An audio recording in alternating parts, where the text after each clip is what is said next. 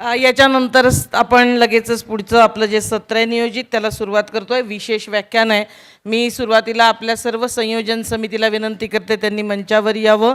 विद्रोही कार्यकारिणीतल्या उपस्थित लोकांनी सुद्धा मंचावर यावं. हे विशेष व्याख्यान अर्थातच निरंजन भाऊ टकले यांचं आहे आणि ते इथे आलेले आहेत. त्यांचं आपल्या वतीनं आपण स्वागत करतो आहोत. संविधान आणि लोकशाहीला कॉर्पोरेट मनुवाद्यांचं आव्हान या विषयावर ते बोलणार आहेत. 22व्या सत्रामध्ये विशेष व्याख्यान या ठिकाणी आता होणार आहे आणि या व्याख्यानासाठी वरिष्ठ पत्रकार सन्माननीय निरंजन टकले सर या ठिकाणी आपल्याला मार्गदर्शन करणार आहे. या कार्यक्रमाचं अध्यक्षस्थान ॲडव्होकेट DR शेळके सर भूषवतील. DR शेळके सरांना मी विनंती करतो की आपण विचारपीठावर स्थानापन्न व्हावं. माननीय निरंजन टकले सर वरिष्ठ पत्रकार यांना सुद्धा विनंती आहे आपण विचारपीठावर स्थानापन्न व्हावं. आजच्या या विशेष व्याख्यानाचा विषय आहे संविधान आणि लोकशाहीला कॉर्पोरेट मनुवाद्यांचे आव्हान. या विषयावर वरिष्ठ पत्रकार निर्भीड पत्रकार निरंजन टकले सर या ठिकाणी उपस्थित झालेले. सरांसाठी एकदा जोरदार टाळ्यावर आपण त्यांचं स्वागत करूया. किशोर ढमाले सरांना विनंती आहे की आपण विचारपीठावर स्थानापन्न व्हावं. या सत्राचे अध्यक्ष सन्माननीय माजी न्यायमूर्ती DR शेळके सरांचं आगमन झालेलं आहे. किशोर ढमाले सरांना विनंती करतो की आपण विचारपीठावर स्थानापन्न व्हावं.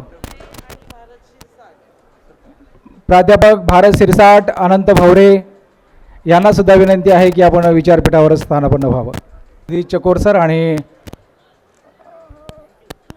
ॲडव्होकेट धनंजय बोर्डे सरांना मी विनंती करतो की आपण सरांचं या ठिकाणी स्वागत करावं. निरंजन टकले सरांचं एकदा जोरदार टाळ्या.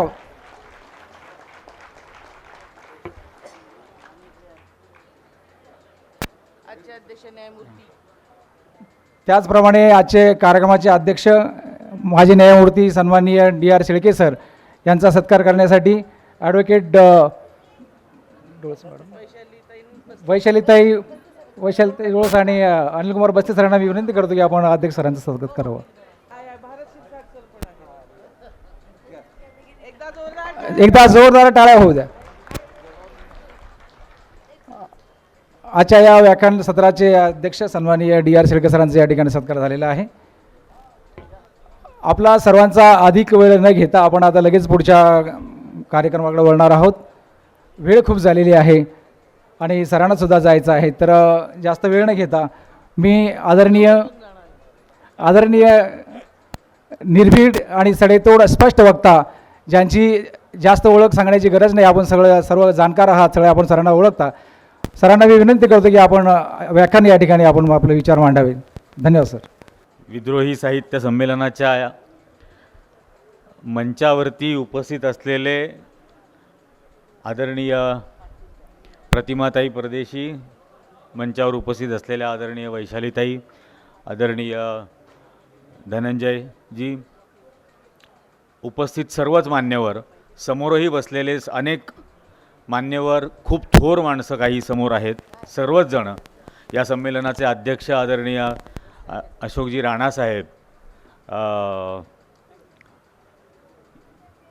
आणि इथं जमलेल्या माझ्या सर्व बायोलॉजिकल बंधू भगिनींनो,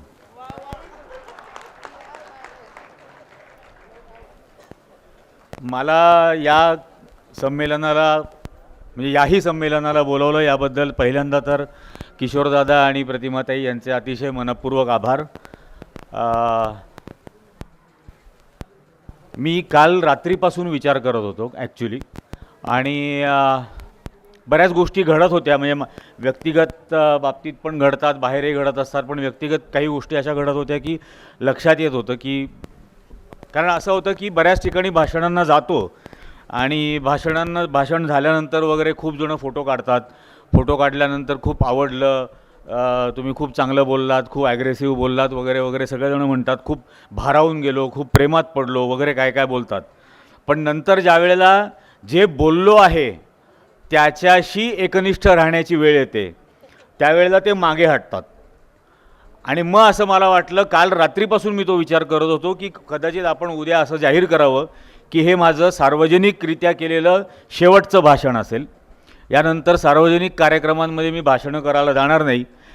जे बोलतोय ते करण्यासाठी प्रत्यक्ष काहीतरी ॲक्शन बनली पाहिजे, काहीतरी कृती कार्यक्रम बनला पाहिजे. आणि तो कृती कार्यक्रम बनवणं, तो बनणं यासाठी म्हणून जे काही करता येईल सगळीकडे फिरून, राज्यभर फिरून, आणि मग त्याचा काही का परिणाम होईना, पण असं बोलत किती दिवस राहायचं आणि ऐकणाऱ्यांनी ऐकत किती दिवस राहायचं, ते कुठेतरी कृती कार्यक्रमात यायला हवं.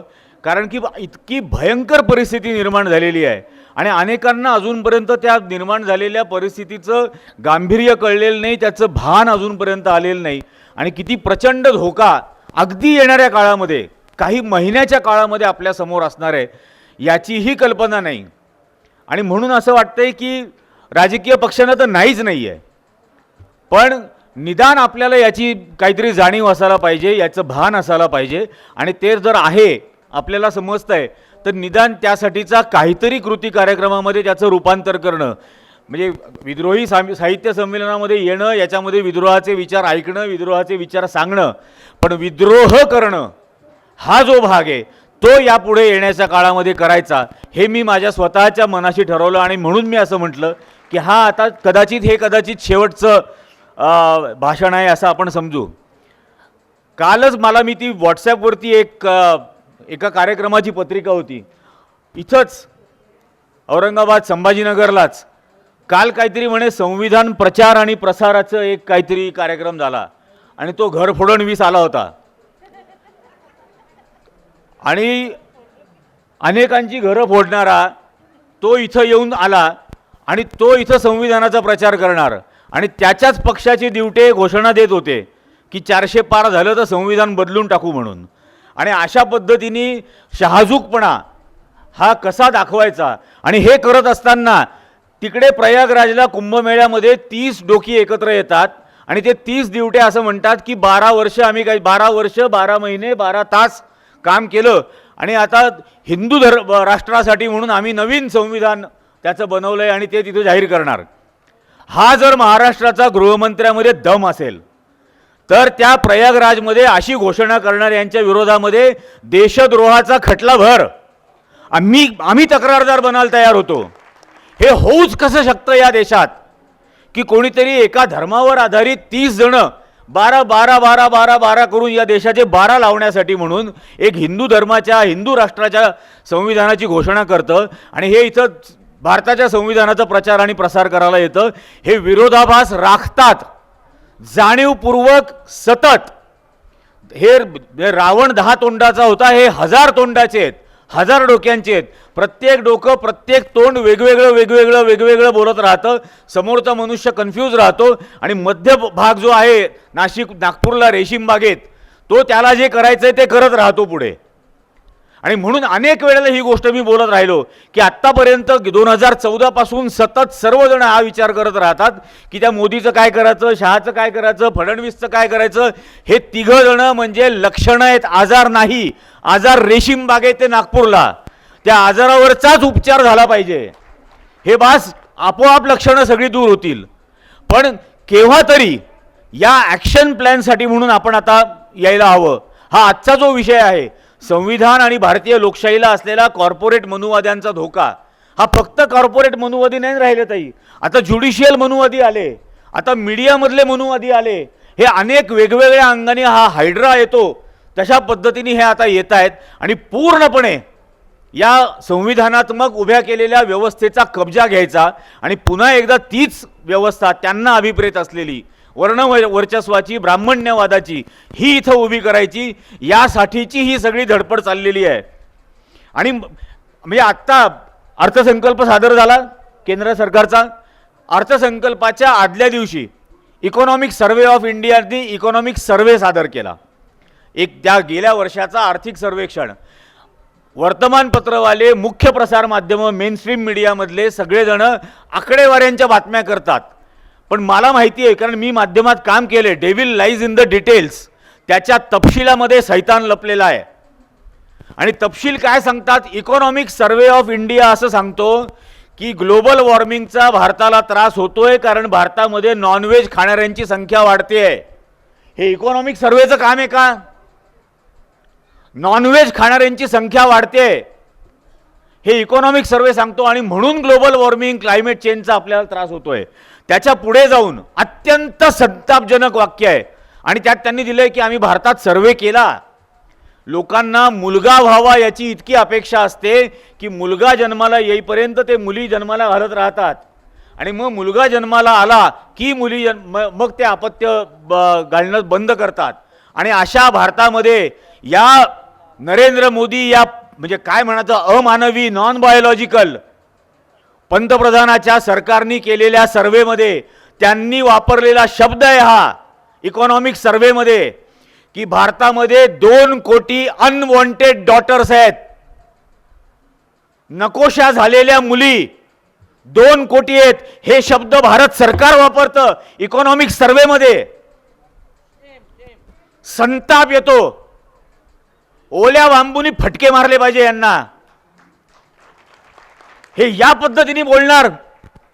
आणि आर्थिक सर्वेक्षणामध्ये 2 कोटी नकोशा झालेल्या मुली कोणाला नकोशा झाल्या आहेत? सरकारला नकोशा झाल्या असतील तर मारणार आहात का त्यांना? ही कुठली भाषा आहे?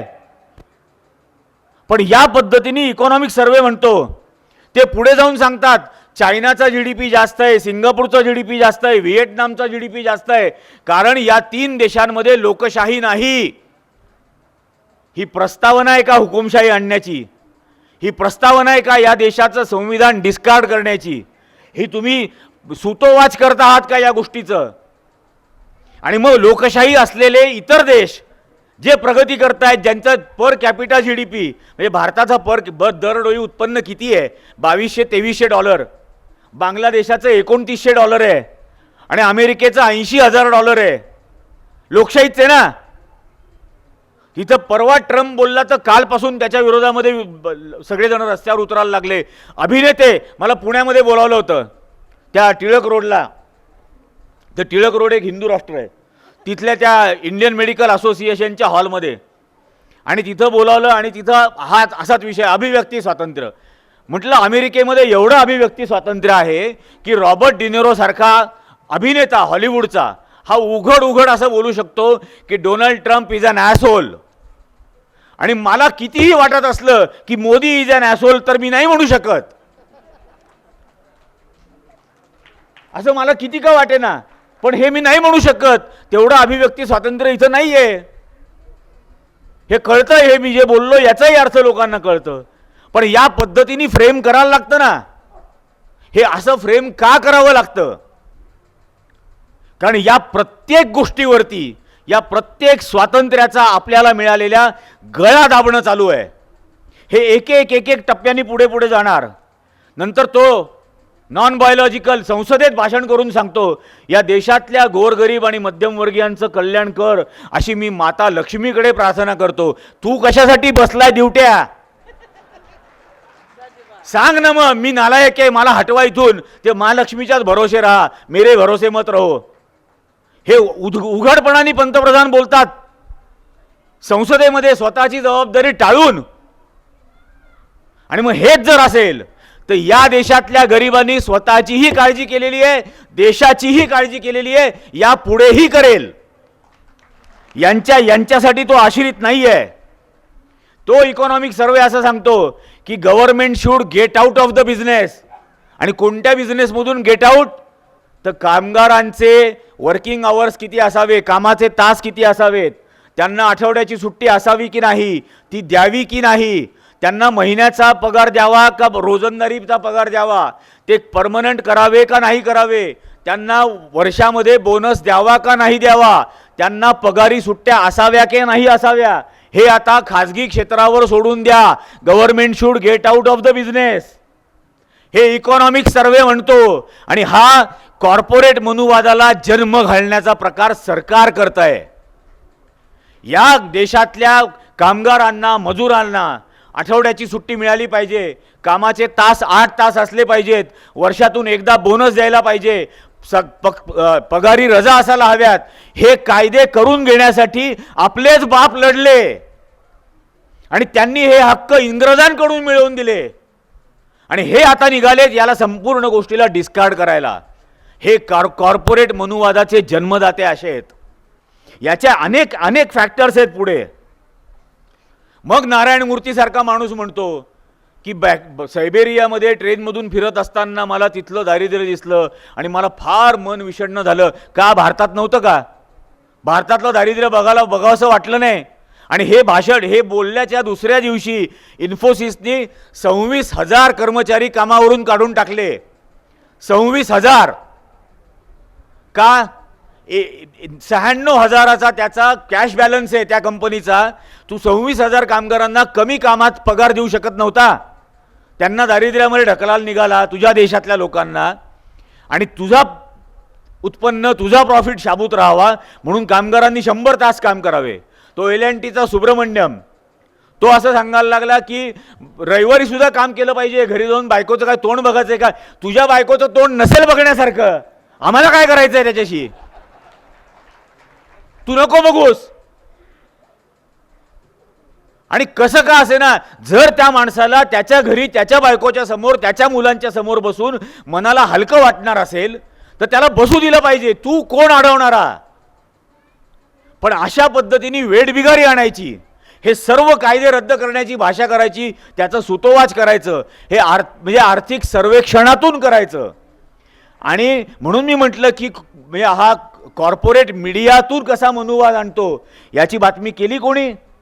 या आर्थिक सर्वेक्षणामधल्या या गोष्टींची एकाही माध्यमांनी देशभरात बातमी केली नाही, कोणत्याही भाषेतल्या केली नाही. याच्यावर ना चर्चा झाल्या, ना डिबेट झाल्या, ना काहीच झालं. हे या पद्धतीने वारंवार आणलं जात आहे. आत्ता परवा LICला 84,000 कोटी रुपयाचं नुकसान सहन करायला लागलं. स्टॉक मार्केट ज्या दिवशी पडायला सुरुवात झाली, या LICमध्ये पैसे कोणाचे आहेत? या देशातल्या सर्वसामान्य माणसाचा इन्शुरन्स आहे, त्याचा प्रीमियमचा पैसा तिथं आहे. आणि त्या LICला सक्ती केली गेली अदानीचे शेअर्स विकत घ्यायला, आणि तो गडगडायला लागला तेव्हा यांचे 84,000 कोटी रुपये बुडले. या कॉर्पोरेट्सला यांना संरक्षण मिळावं म्हणून सामान्य माणसाच्या बचतीवरती दरोडा घातलाय. आणि तो या नरेंद्र मोदींनी घातलाय, तो या निर्मला सीतारामन, मी निर्दयी सीतारामच म्हणतो, त्यांनी हा घातलेला आहे. अशा पद्धतीने हे करायचं, हा मनुवाद अशा पद्धतीने लादायचा. आणि हे प्रत्येक ठिकाणी पाहायला लागतंय. ही खरोखर गंभीर गोष्ट आहे आणि अत्यंत अस्वस्थ बेचैन करणारी आहे. या कॉर्पोरेट मनुवादाचं एक रूप आपण काय पाहिलं? कृषी कायदे आणले होते आणि संपूर्ण कृषी, संपूर्ण या देशातली शेती ही कशी या कॉर्पोरेटच्या नफ्यासाठी चालेल. कारण त्याच्या आधीची 1.5-2 वर्ष कोविडमध्ये गेली आणि कोविडच्या काळामध्ये म्हणजे ॲग्रिकल्चर सोडलं तर कल्चरपासून सर्व सेक्टर्स ही नुकसानीमध्ये होती, जी निगेटिव्ह ग्रोथमध्ये होती. फक्त ॲग्रिकल्चर 4.5% ग्रोथ दाखवत होतं. मग जिथं इतक्या आपत्तीमध्ये, इतक्या महामारीमध्ये सुद्धा जिथं ग्रोथ आहे तो सेक्टर सुद्धा आता कॉर्पोरेटच्या गळ्यामध्ये बांधायचा. आणि म्हणून त्या कृषी कायदे आणले गेले. पुन्हा एकदा या देशातला सर्वसामान्य शेतकरी हा रस्त्यावरती उतरला, अत्यंत अहिंसक पद्धतीने आंदोलन केलं आणि अत्यंत अभिनव आंदोलन केलं. हे पहिलं आंदोलन असं होतं. त्याच्या आधीची अनेक आंदोलनं या सरकारने मोडली, पण हे कृषी आंदोलन असं होतं की या शेतकऱ्यांनी केलेल्या आंदोलनामध्ये या शेतकऱ्यांच्या आंदोलनाचा गृहमंत्री होता, या आंदोलनाचा प्रॉपगंडा मिनिस्टर होता, या आंदोलनाचा इन्फॉर्मेशन ब्रॉडकास्टिंग मिनिस्टर होता, या आंदोलनाचे 2.5 लाख व्हॉट्सॲप ग्रुप होते, या आंदोलनाचा अन्न पुरवठा मंत्री होता, या आंदोलनाचा आरोग्य मंत्री होता. पॅरलल कॅबिनेट त्यांनी आंदोलनापुरती चालवली आणि म्हणून ते यशस्वी झाले. आणि त्यांनी दाखवून दिलं की ज्या ज्या वेळेला या देशातला गरीब ठाम उभा राहतो त्यावेळेला कितीही उन्मत्त झालेली व्यवस्था असेल तरी तिला तो खाली झुकवतो. आणि त्यांनी हा आदर्श घालून दिलाय. हा येणाऱ्या काळामध्ये विद्रोह जो करायचा आहे त्याचा पाया त्या आंदोलनाने दाखवलाय की तो कसा असायला हवा. हे सर्व शिकायचं आणि टिपून घेण्याच्या गोष्टी आहेत. त्याच्यानंतर आत्ता म्हणजे कृषी कायदे ढोंग म्हणून का होईना माझी तपश्चर्या कमी पडली असं म्हणून त्या नॉन बायोलॉजिकलला मागे घ्यावे लागले. पण आता national policy framework for agriculture marketing असा एक नवीन समिती बनवली आहे आणि या नवीन समितीने पुन्हा तेच कृषी कायदे या फ्रेमवर्कच्या अंडर पुन्हा आता इंट्रोड्यूस करणार. हे आता येणाऱ्या अधिवेशनांमध्ये याच्या पुढचा भाग हे UGC म्हणजे युनिव्हर्सिटी ग्रँट कमिशननी त्या नवीन रेकमेंडेशन पाठवल्या. आता त्याची मुदतही संपली, 6 फेब्रुवारीपर्यंतच आक्षेप मागवले होते आणि त्यात त्यांनी असं सांगितलं की आत्तापर्यंत राज्य सरकारच्या कायद्याप्रमाणे काम करणारी विद्यापीठं त्यांचा कुलगुरू राज्य सरकारची जी समिती ज्यात राज्यपाल एक भाग असतो ती समिती राज्य सरकारची जी नेमते विद्यापीठाच्या कुलगुरूंना यापुढे राज्यपालांची समिती असेल आणि राज्यपालांच्या समितीमध्ये राज्यपाल UGCचा एक मेंबर आणि विद्यापीठाच्या प्रशासनाचा एक सदस्य हे 3 जण असतील. ते ठरवतील विद्यापीठाचा कुलगुरू कोण. आणि त्यात अशी आणखीन एक निर्लज्ज ओळ दिलेली आहे की या येणाऱ्या हे होणारे विद्यापीठाचे कुलगुरू यांचा शिक्षण क्षेत्राशीच संबंध असावा हे जरुरी नाही.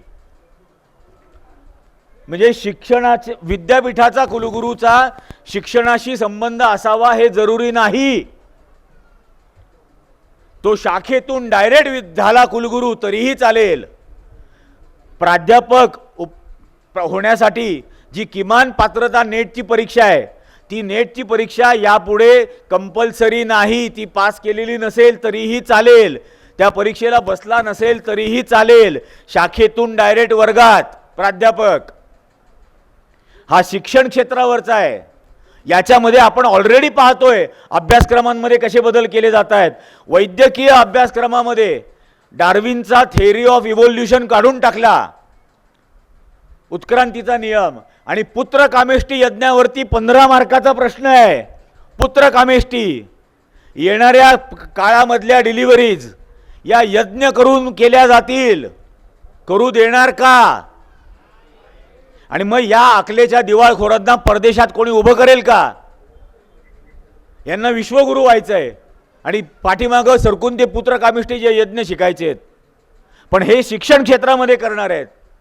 हे प्रत्येक ठिकाणी आपल्याला दिसतंय. या महाराष्ट्रातल्या 66,000 शाळा बंद केल्या, 3 लाख शिक्षक बेरोजगार केले, त्या 3 लाख शिक्षकांच्या 3 लाख बायकांना लाडकी बहिणीचे 1500 दिले. म्हणजे नवऱ्याचं उत्पन्नच काढून घेतलं. आणि या शाळा का बंद केल्या? सरकारकडे पैसा नाहीये त्या शाळा चालवायला. आणि नाशिकला आता 2 वर्षांनी कुंभमेळा होणार, त्याचं बजेट करतायत 34,000 कोटी. 34,000 कोटी, 2,000 कोटी नाही म्हणून शाळा बंद. आणि 34,000 कोटीमध्ये नाशिकचा कुंभमेळा करणार, अंगाला राख फासलेले गांजा ओढणारे नागडे रस्त्यावर फिरणार आणि त्यांना कुठला कायदा नाही. इथे एखाद्या मुस्लिम भगिनीला तिचा डोकं जर झाकायचं असेल तर हिजाबला बंदी, हिजाब नाही करायचा, डोक्यावरती ते कापड नाही बांधा, स्कार्फ नाही बांधायचा, आणि यांना नागडं फिरायची परवानगी. ते शाहरुख खानच्या पोराला त्याच्या मैत्रिणीच्या बुटाला 6 ग्रॅम गांजा लागला म्हणून 2 महिने तुरुंगात. इथं कुंभमेळ्याला या म्हणावं, मी घेऊन जातो. टनाटनानी ट्रक भरून आणतात गांजा. आणि याच्यासाठी हे करायचंय. आणि अशा कुंभमेळ्यांमधल्या घोषणा काय करणार? त्या पहिल्यांदा प्रयागराजला या महंतांनी मागणी केली, पत्रकार परिषद घेऊन मागणी केली की या कुंभमेळ्यामधल्या सुविधा अपुऱ्या आहेत.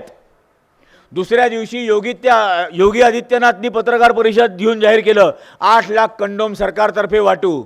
अबे काय चाललंय, काय चाललंय हे? ते म्हणतायत काय, तुम्ही घोषणा काय करतायत? हजारोनी माणसं चेंगरून मेली. हे गेल्याही कुंभमेळ्याला आम्ही नाशिकला पाहिलं, मीच त्या बातम्या त्यावेळेला केलेल्या आहेत. 35-36 जण सकाळी 7 वाजता चेंगराचेंगरी झाली. त्या ज्ञानदास महाराजनी हत्तीवरून चांदीची नाणी फेकली, खाली लोक चेंगरून मेले 36 जण. 7:30 वाजता त्या सर्व बॉडीज नाशिकच्या सिव्हिल हॉस्पिटलच्या लॉबीत ठेवल्या होत्या. दुसऱ्या दिवशी 4 वाजता त्यावेळेला छगन भुजबळ आणि RR पाटील मंत्री होते, ते नाशिकला आले. त्यांनी जाहीर केलं की मृतांना 5-5 लाख रुपये देऊ. प्रत्येक डेड बॉडी क्लेम करायला ताई 5-5 जण आले. 36 तास कोणीही त्या डेड बॉडी क्लेम केल्या नव्हत्या. 36 तासानंतर प्रत्येक प्रेत माझं सांगायला 5-5 जण आले. हा धर्म आहे तुमचा? त्या कुंभमेळ्यामध्ये 166 म्हातारा म्हातारी असे होते ज्यांना आई वडिलांनी त्यांच्या मुलांनी तीर्थयात्रेला नेतो म्हणून आणलं आणि गर्दीत सोडून दिलं. ओक्सा बोक्षी रडत होते, अत्यंत हतबल, डोकं काम करत नाही, स्मरणशक्ती साथ देत नाही, खिशात दमडा नाही, आणि सर्वात जास्त दुःख पोटच्या पोरांनी तीर्थयात्रेच्या नावाखाली इथं आणलं आणि सोडून दिलं गर्दीत. त्या गाडगे महाराजांच्या आश्रमामध्ये त्यांना 2 वेळचं खायला सुरुवात झाली. आज त्यातले 50-60 जण जिवंत आहेत फक्त. ती गाडगे महाराजांची धर्मशाळा जे करते ना, तो धर्म आहे खरा. ते गर्दीत असं लावारी सोडून देणं आईबापाला, हा धर्म नाही आहे. पण हे होणार, आणि याच्यासाठी सरकार 30-30 हजार कोटी देणार, आणि माझ्या भावा बहिणींच्या शिक्षणासाठी 2000 कोटी यांच्याकडे नाही, देवट्यांकडे. हे अशा पद्धतीने सरकार चालवणार. ही प्रत्येक गोष्ट, हे आता या कॉर्पोरेट मनुवादाची किती, हे आत्ता हे गेले होते ना अमेरिकेला, बघितलं आपण सगळ्यांनी कसं हसू झालं. त्या पत्रकार परिषदेमध्ये प्रश्न काय विचारला, हे उत्तर काय देत आहेत की आम्ही लोकशाही तंत्र आहे आणि काय वसुदैव कुटुंबकम मानतो. म्हणजे उद्या एखाद्या चोराला पकडलं आणि त्याला म्हटलं तू चोरी का केलीस त्या घरात जाऊन, तो म्हणेल विश्वची माझे घरं. तसं झालं. यांनी तिकडे जाऊन सांगितलं, प्रश्न विचारला अदानींनी अमेरिकेत केलेल्या भ्रष्टाचाराचा, हे म्हणतात विश्वची माझे घरं. म्हणजे तुम्हाला काय लायसन दिलं का कुठे जाऊन भ्रष्टाचार करा. त्याच्यानंतरचा प्रश्न बांगलादेशाबद्दल विचारला. आता वेगळ्याच परीक्षेची तयारी केली होती, प्रश्न वेगळाच आला, तो प्रश्न कळलाच नाही. आणि तो प्रश्न जेव्हा कळला नाही त्यावेळेला असं बस स्टँडवरती बस चुकलेले असतात ना लोक, तसं बस चुकल्यासारखा चेहरा करून इकडं तिकडं पाहायला लागले. मग डोनाल्ड ट्रम्प म्हणे की हा प्रश्न तुम्हाला विचारलाय पण याचं उत्तर मी देतो. आणि याच्या पुढचं वाक्य लक्षात घ्या, याच्या पुढचं वाक्य तो डोनाल्ड ट्रम्प त्या पत्रकाराला उद्देशून म्हणाला की I completely agree with you, this is gross incompetence. हे देशाच्या पंतप्रधानाला त्याच्या तोंडावर अमेरिकेचा राष्ट्राध्यक्ष बोलतो, दिस इज ग्रॉस इनकॉम्पिटन्स. आणि तेही याला कळत नाही, त्याच्यावरही हा असतो. केवढी शरम वाटावी अशी गोष्ट आहे. आणि त्यानंतर भारत काय करतं, 90 मिलियन डॉलरचं F-35 विमान, जी तो अमेरिकेचा अदानी जो आहे एलॉन मस्क, तो म्हणतो इट इज अ स्क्रॅप. त्यांनी स्क्रॅप म्हटलेलं विमानं 89 मिलियन डॉलरला भारत 100 विमानं विकत घ्यायचा करार करतो. आणि त्याच्यापेक्षा ॲडव्हान्स असलेलं सुखोई 57 हे रशिया भारताला ऑफर करत होतं 35 मिलियन डॉलरला विथ टेक्नॉलॉजी ट्रान्सफर. पण हे लोटांगण का घातलं, कारण याच्या अडाणीचा जीव वाचवायचा आहे ना. याच्या अडाणीच्या विरोधामध्ये तिथं केस आहे न्यूयॉर्कला. मग यांनी केलेल्या 250 मिलियन डॉलरच्या भ्रष्टाचारासाठी या देशाचे 900 मिलियन डॉलर गेले तरी चालेल, पण घालीन लोटांगण वंदीनं चरण डोनाल्ड ट्रम्पच्या आरत्या तिथं जाऊन. हे भारतातल्या कॉर्पोरेट मनुवादाला संरक्षण देण्यासाठी हे कुठल्याही थराला जाऊ शकतात, याचं इतकं मोठं उदाहरण आहे. हे झालं म्हणजे हे तिकडे जाण्याच्या आधी एक विमान भारतात आलं होतं त्या इल्लिगल इमिग्रंट्सचं. हे आल्यानंतर 3 विमानं आली. काल 4थं विमान 200 जणांना घेऊन निघालं. हातापायात बेड्या, कमरेला साखळदंड बांधलेले, आणि जे शीख बांधव होते त्यांच्या पगड्या सुद्धा काढून घेतल्या. इतका प्रचंड अपमान होतो या देशात. पण या देशात अशा वेळेला देशाचा अपमान होतो त्यावेळेला या मनुवादी संघटनांपैकी कोणी उभं राहत नाही, बोलत नाही. कारण आता देशाची अस्मिता किंवा देशाभिमान हा त्यांनी रिडिफाईन केला आहे. तो अभिजनांचा असेल तरच तो देशाचा अपमान, तो बहुजनांचा झाला तर तो देशाचा अपमान नाही. त्यामुळे शीख समुदायातल्या लोकांना पगड्या उतरवून आणलं तो यांचा अपमान नाही. या देशातल्या नागरिकांना जे कष्टच करायला तिकडे गेले होते त्यांना हातापायात बेड्या आणि साखळदंड बांधून देशामध्ये परत पाठवलं जात आहे गुन्हेगारासारखं. तो या देशाचा अपमान नाही. सावरकरबद्दल काही बोलले की मग तो देशाचा अपमान. हे रिडिफाईन झालंय, लक्षात घ्या. छत्रपती शिवाजी महाराजांचा पुतळा पडतो, त्याचे तुकडे तुकडे होतात, तो पुतळा पोकळ होता हे दिसून येतं. त्यावेळेला यांच्यापैकी कोणीही बोलत नाही ना. तो मनोहर बापाचं नाव माहीत नाही, कुलकर्णी. मला एका ठिकाणी बोलावलं होतं आणि मला म्हणे ते संभाजी भिडेंवरती तुम्ही टीका करता. तो म्हटलं हो करतो. तो म्हणे का बरं, त्यांना अभिव्यक्ती स्वातंत्र्य नाही का? म्हटलं मग आहे की, मला पण आहे ना. पण त्यांना अभिव्यक्ती स्वातंत्र्य आहे, मला पण आहे.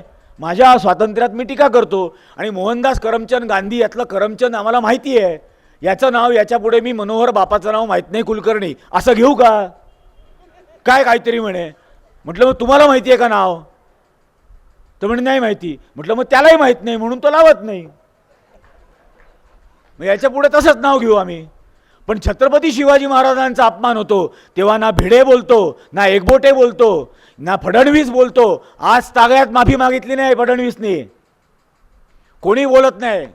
महात्मा फुले सावित्रीमाईंचा अपमान तो भगतसिंग कोश्यारी अत्यंत अश्लील भाषेत करत होता. त्यावेळेला यांच्यापैकी कोणाच्याही थोबाडातून शब्द निघाला नाही त्या कोश्यारीचा निषेध करायला. हे रिडिफायनिंग अस्मितांचं हे होऊ द्यायचं नाही.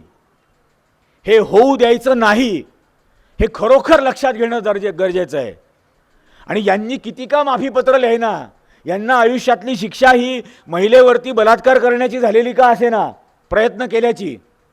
यांच्या सत्याबद्दल तुम्ही बोलायला लागलात की यांना तो राष्ट्राचा अपमान वाटायला लागतो. यांनी किती का खोटारडा इतिहास सांगायचा प्रयत्न करेना, त्याबद्दल उघडकीस आणायला लागलात की त्यांना तो राष्ट्राचा अपमान वाटायला लागतो. पण या गोष्टी आपण लक्षात ठेवायच्या आहेत. हे ब्रॉडकास्ट बिल आता आणणार. ब्रॉडकास्ट बिलमध्ये तुम्ही फेसबुकवर पोस्ट केली तर ती फेसबुकवरची पोस्टसुद्धा जर सरकारच्या विरोधात असेल तर देशद्रोहाचा गुन्हा असेल, तुम्हाला अटक केली जाईल. मला तो एक जण वेडा मला म्हटला की तुझं यूट्यूब चॅनल बंद करतील ते बिल आणून. म्हटलं करू दे ना, मी झाडावर चढून बोलेन, मी गच्चीवरून बोलेन, मी चौकात स्टूल घेऊन फिरेन. माझं चॅनल बंद कराल, माझं बोलणं कसं बंद कराल? अजिबात ते होणार नाही. त्यामुळे हे ब्रॉडकास्ट बिल आता जनसुरक्षा कायद्याचा ताई ऑर्डिनन्स पाठवलाय ऑलरेडी राज्यपालांकडे, 8-15 दिवसामध्ये येईल. हे म्हणतील ती संघटना बेकायदेशीर आणि हे म्हणतील त्या संघटनेच्या बैठकीसाठी तुम्ही हॉल दिलात, त्यांची बैठक अरेंज करून दिली, त्यासाठी काहीतरी मदत केली तर हे सगळे गुन्हे असतील. आणि त्यासाठी 3 वर्ष 2 लाख रुपये ते 7 वर्ष 5 लाख रुपये एवढी शिक्षा असेल. या कायद्याच्या विरोधात न्यायालयात सुद्धा जाता येणार नाही असं ऑर्डिनन्समध्येच लिहिलं आहे. म्हणजे ही माझ्या संविधानाने हा मला दिलेला हक्क की या गोष्टींच्या विरोधात मी न्यायालयात जाऊ शकतो. हा कायदा असा, हा ऑर्डिनन्स सांगतो की याच्या विरोधात तुम्हाला न्यायालयात जाण्याची सुद्धा परवानगी नाही. हा ज्युडिशियरीतून केलेला हल्ला आहे आपल्यावरचा. आणि हे प्रत्येक क्षेत्रात करतायत, प्रत्येक क्षेत्रात.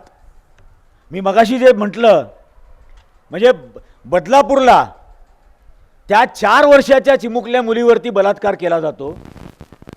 त्या शाळेचा मालक, त्याचं आडनाव आपटे, राहुल आपटे. तर छत्रपतींचा पुतळा जो पडला त्याचा शिल्पकार जयदेव आपटे. हा राहुल आपटे. गांधींचा खून करणारा नारायण आपटे. हे सगळे एकाच खोळाचे कसे काय? आणि तो राहुल आपटे आज तागायत फरार आहे, आज तागायत.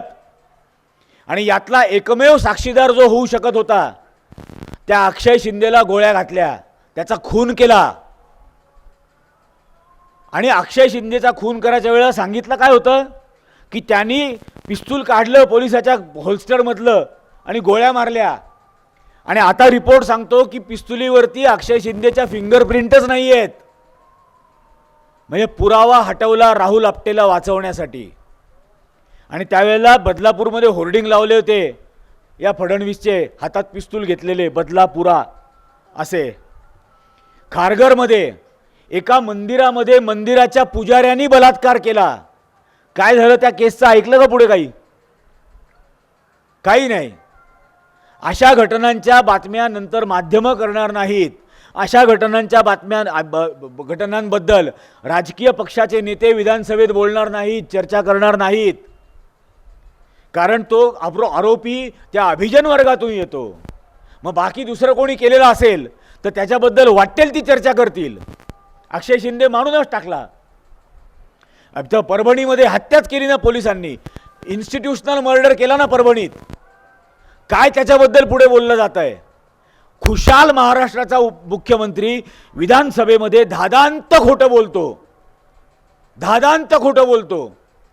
पोस्टमॉर्टम रिपोर्टमध्ये लिहिलेलं असून की इंजुरीजच्या शॉकमुळे त्याचा मृत्यू झाला असं लिहिलेलं असून तो म्हणतो की त्याला मारहाण नाही झाली. हा खोटारडेपणा करण्याची हिम्मत राज्याच्या मुख्यमंत्र्यामध्ये सुद्धा होते. याचं कारण हा विद्रोह अजून रस्त्यावरती झालेला दिसत नाही आणि आता तोच घडवायचा आहे, व्हायलाच हवाय तो कोणत्याही परिस्थितीत. याच्यामध्ये शक्ती मिलला मुंबईमध्ये एक घटना घडली होती. शक्ती मिलमध्ये बलात्कार झाला आणि त्या पीडिता सुदैवाने तिचा जीव वाचला. तिने कंप्लेंट केली. हा उज्ज्वल निकम होता वकील. या उज्ज्वल निकमची अत्यंत घाणेरडी बाईट आहे चॅनलला दिलेली की मी त्या आरोपींना विचारलं कुठे कुठे बलात्कार केलास त्या मुलीच्या शरीरावर, आणि त्यात तो पुढे वर्णन करून विचारतो. ही गलिच्छ प्रवृत्ती आहे. आणि हा नंतर त्यांचा उमेदवार बनतो, हा पुन्हा नंतर सरकारी वकील बनतो. पण हे नॉर्मलाइज करायचं आहे ज्युडिशियरीत. आणि मग अशा घटना किती दिसतात. गुजरात हायकोर्टाचा एक जज समीर दवे, त्या समीर दवेच्या समोर एक केस येते. 16 वर्षाची मुलगी बलात्कारित झालेली, मागासवर्गीय समाजाची, जी गर्भवती राहिली, तिचा गर्भपात करण्यासाठीची परवानगी मागणारा अर्ज कोर्टामध्ये दिल्यानंतर हा समीर दवे तिला सांगतो मनुस्मृती वाच, मनुस्मृतीचा अभ्यास कर. हे तर काहीच नाही आहे. हे न्यायाधीश बोलतो गुजरात हायकोर्टचा. अलाहाबाद हायकोर्टामध्ये एक केस होते, त्याच्यामध्ये सुद्धा त्या आरोपींनी लग्नाचं आमिष दाखवलेलं मुलीला, त्यातून ती गर्भवती राहिली म्हणून ती तिथं कोर्टामध्ये जाते.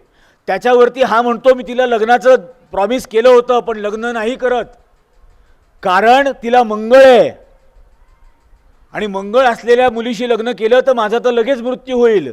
याच्यावर हायकोर्टाचा जज काय सांगतो?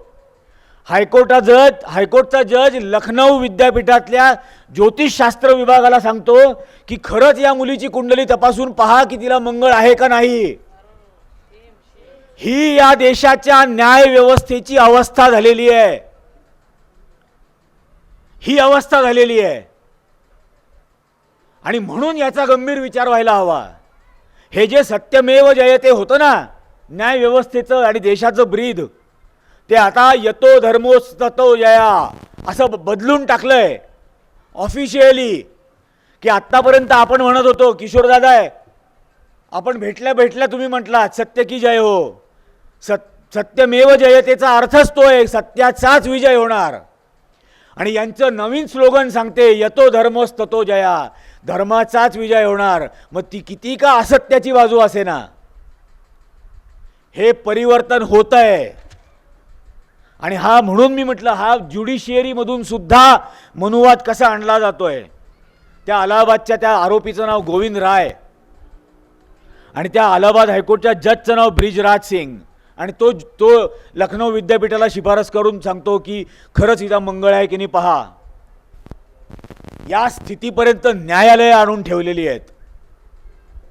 ते बाकीच्या अनेक गोष्टी आहेत ज्या निर्णयांमध्ये काय झालं आणि त्याच्याबद्दल खूप काही बोलता यायला पाहिजे. चंद्रचूडांसारखा माणूस, म्हणजे काही न्यायाची आणि सत्याची आणि संविधानाची चूडच नाही त्याला. तो उघड भाषण करून सांगतो की मी रामाची प्रार्थना केली बाबरी मशिदीचा निकाल देत असताना, आणि मी रामाला म्हटलं की मला मार्गदर्शन कर, मी निकाल काय देऊ. आणि त्याचा आत्ता बीबीसीने इंटरव्ह्यू घेतला, त्याच्यात त्या भाषणाचा व्हिडिओ आहे उपलब्ध. त्याचा आत्ता बीबीसीने इंटरव्ह्यू घेतला, त्यात तो असं म्हणतो मी असं बोललोच नाही, हे धादांत खोटं आहे. मग तो कोण बहुरूप्या होता का? जाहीर भाषण करणारा, आणि असेल बहुरुपया तर शोधून काढा. देशाच्या चीफ जस्टिसला बदनाम करायचा प्रकार होतोय.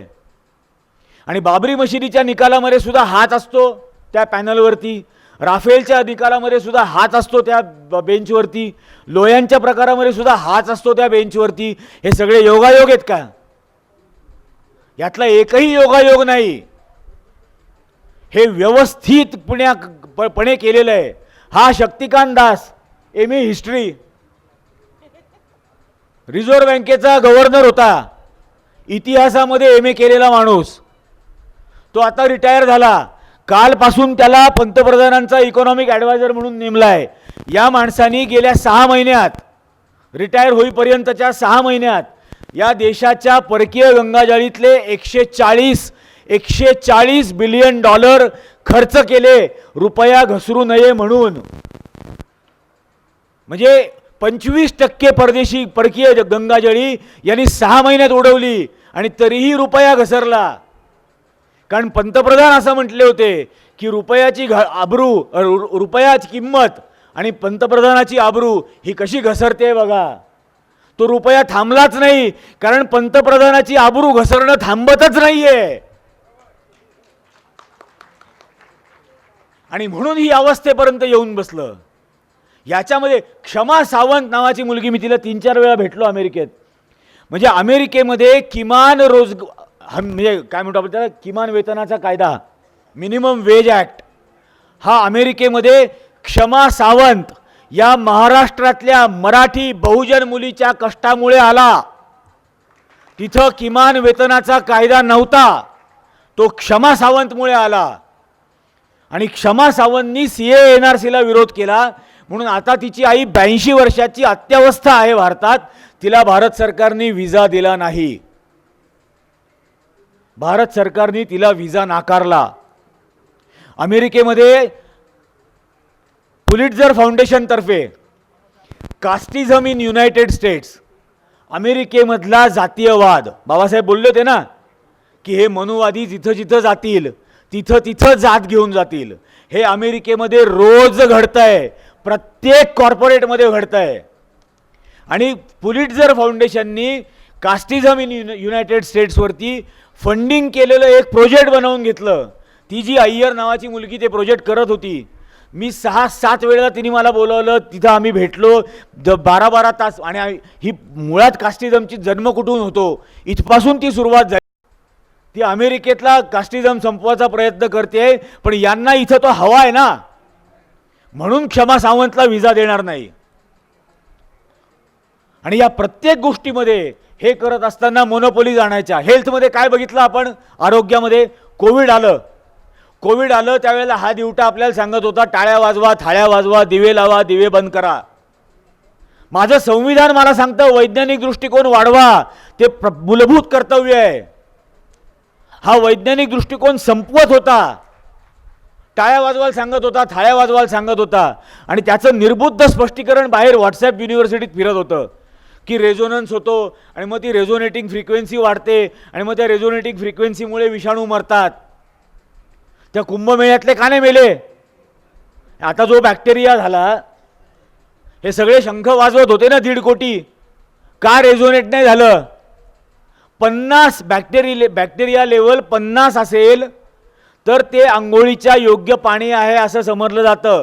50 पेक्षा जास्त असेल तर आंघोळीसाठी अयोग्य. प्रयागराजला नदीमध्ये असलेलं बॅक्टेरियाचं प्रमाण किती आहे कल्पना तरी करू शकता का? 49,000. त्याची लिमिट आहे 50.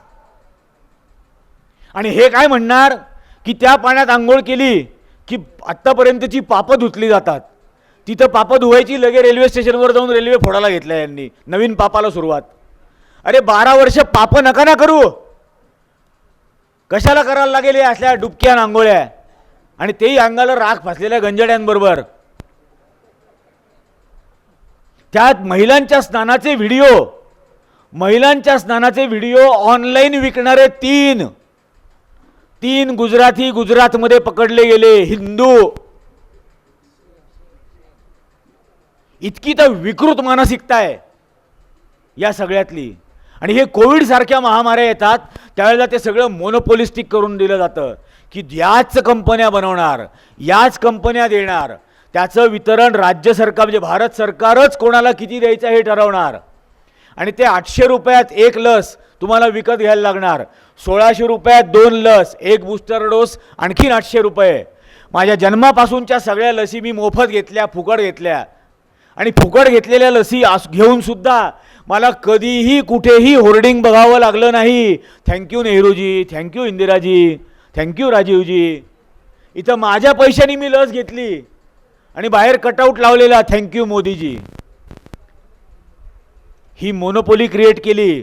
आणि विचार करा, या देशामध्ये समजा 100 कोटी लस दिल्या, प्रत्येकाने 2 डोस घेतले, मी 50 कोटींनीच घेतल्या असं समजतो. 100 कोटी लस आपल्या भारतातल्या समजा लोकांनी घेतल्या, याची रक्कम किती झाली आणि ती कशी कोणाच्या घशात, आणि मग लगेच ती कंपनी इलेक्ट्रोल बॉन्ड विकत घेणार. हे मोनोपोलिस्टिक प्रॅक्टिसेस करणारं सरकार, हा कॉर्पोरेट मनुवाद, हे दरवेळेला घडलं. मागच्या वेळेला 2023ला हे मोदी व्हाईट हाऊसमध्ये येणार होते, जेवायला बोलावलं होतं, आणि त्याच्या विरोधात प्रोटेस्ट करून भाषण करण्यासाठी तिथल्या 75 सिनेटरनी मला बोलावलं. 23 जून हे आतमध्ये जेवत होतं, बाहेर आम्ही प्रोटेस्ट करत होतो, भाषण करत होतो. ही येडी अंजना ओम मोदी म्हटली होती ना, ती आली धावत, तुमने देखा क्या मोदी जी ने बाइडेन की बीबी को हीरा दिया. मतलब खुद की बीबी को तो जीरा भी नहीं दिया,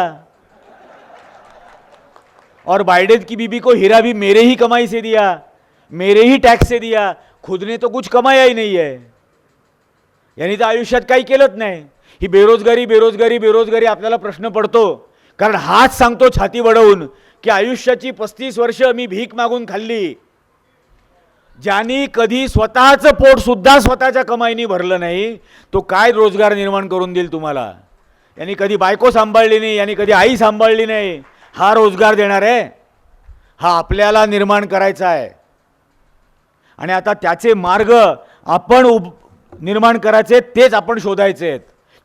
या महिलांच्या घटनांबद्दलच्या या इतक्या म्हणजे ती एक मिश्रा नावाची महिला जज, ती असं म्हणते की आपल्या धर्मग्रंथांमध्ये महिलांना अत्यंत आदराचं स्थान दिलेलं आहे. त्याच्यानंतर छत्तीसगडचा हायकोर्टाचा न्यायाधीश असा निकाल देतो, अल्पवयीन मुलीबरोबर लग्न झालेलं आणि डोमेस्टिक म्हणजे काय म्हणतो आपण त्याला, मॅरिटल रेपची केस नवऱ्यावर झालेली, आणि त्यात जज असं सांगतो की मुलगी जर 15 वर्षाची खालती नसेल, 15 वर्षाच्या पुढची जर मुलगी असेल, तर नवऱ्याने कुठल्याही प्रकारे तिच्याशी संबंध ठेवले तरीही तो बलात्कार म्हणता येणार नाही. म्हणजे काय? न्यायालय सांगतंय वापरा, फक्त वय बघा 15च्या वरचं आहे की नाही, हे न्यायालय सांगतंय. आणि मग हे कुठून येतं? हे तिथूनच येतं जे म्हणतात स्त्रीचा सन्मान करणं ही विकृती आहे. हे सावरकर म्हणतात छत्रपती शिवाजी महाराजांबद्दल की कल्याणच्या सुभेदाराच्या सुनेचा सन्मान करणं ही शिवाजीची विकृती होती. म्हणजे सावरकर ती उपभोग्य वस्तू आहे असंच समजत होते. आणि त्यातून न्यायाधीशाची हिंमत होते अशी सांगायची की वापरा. हा विचार येतो कुठून? बलात्कार हे राजकीय हत्यार आहे, हा मनुवाद आहे. आणि हा मनुवाद सावरकरांनी त्यांच्या पुस्तकात लिहून ठेवला. आणि मग आपल्याला या घटना पाहायला मिळतात ठिकठिकाणी, हाथरस असेल, कठुआ असेल, उन्नाव असेल, प्रत्येक ठिकाणी. याचा जन्म कुठे आहे? या विकृतीमध्ये आहे. आणि न्यायाधीश सांगायला लागतात खुशाल अशा पद्धतीचं स्पष्टीकरण. आणि म्हणून या सगळ्या गोष्टींचं अत्यंत गांभीर्याने विचार करण्याची गरज आहे. LIC प्रायव्हेटाईज करून टाकली. LICचे जे काही ॲसेट्स होते ते सगळे अडाणीच्या गळ्यामध्ये बांधून टाकले. त्या अडाणीच्या गळ्यामध्ये भारतामधले उद्योग देऊन टाकले, सायलोज देऊन टाकले. आता कृषी उद्योग देण्याचं काम चाललेलं आहे. अंबानींसाठी काय काय करून झालं हे आपल्याला माहितीच आहे. त्यांनी त्यांच्या संपत्तीचं अत्यंत विभत्स प्रदर्शन त्या पोराच्या लग्नात केलं. आणि त्या पोराच्या लग्नात प्रदर्शन करत असताना भारतातला मेनस्ट्रीम मीडिया काय करत होता? राहुल कंवल हा मनमोहन सिंगांना फार जोरात प्रश्न विचारत होता. पण तिथं गेल्यानंतर अंबानींचं ते कार्ट, ते छोटा हत्ती, तो त्याला दाखवत होता त्यांनी पाळलेला हत्ती, आणि सांगत होता की हत्तीचं जेवण इथं बनवलं जात आहे. आणि राहुल कंवल त्यांना म्हणतो, मी खाऊन पाहू का ते? अरे लाचार, इतका राग येतो हे सगळं पाहून, कीव येते. म्हणजे या मनुवाद्यांच्या, या नॉन बायोलॉजिकल नरेंद्र मोदीच्या बुटावरती जर का 20 सांडलं तर दुसऱ्या दिवशी 100 मेलेले पत्रकार सापडतील की काय, अशी भीती वाटते. इतकी भयंकर अवस्था. कोण काय चाललेले, तो इथं बिल गेट्स येतो, ते बिल गेट्सला हे फोन दाखवतं नॉन बायोलॉजिकल, आणि त्याला सांगतं मी फोटो काढला ना की ते फोटो बूथमध्ये जातं, तुमचा काढला की बघा आपोआप तुमच्या बूथमध्ये जातो. आणि AI आमच्याकडं जुनच आहे, आम्ही आईला, AI म्हणजे आई, आम्ही आईला, मातेला आम्ही आई म्हणतो. कोणाला बोलतोय बाबा? म्हणजे मी सांगू, बुद्धिमत्ता ही कृत्रिम असू शकते, इंटेलिजन्स हा आर्टिफिशियल असू शकतो, स्टुपिडिटी ही नॅचरलच असते.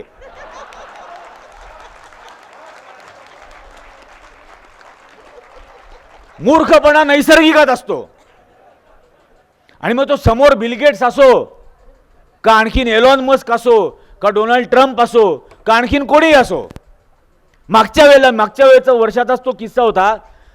ते या बायडेन आणि यांचं डिनर होतं, आणि तिथल्या प्रोटोकॉलप्रमाणे ते आफ्टर डिनर स्पीचच्या वेळेला टोस्ट करतात शॅम्पेन. तर बायडेननी शॅम्पेनचा ग्लास उचलल्यानंतर यांनी तो रिकामा ग्लास उचलला. मी तिथं हजर होतो, माझ्याकडे रेकॉर्डेड आहे कॉन्व्हर्सेशन. बायडेननी यांनी ग्लास उचलला, त्यावेळेला बायडेन असं म्हटले की तुमच्या हातातला ग्लास जर रिकामा असेल, if it is an empty glass, then you should hold it in your left hand, not right hand. रिकामा असेल तर तो डाव्या हातात पकडा, हा त्यांचा प्रोटोकॉल आहे. त्यांनी सांगितलं. त्याच्यावरती हे हा हा हा हा हा हा.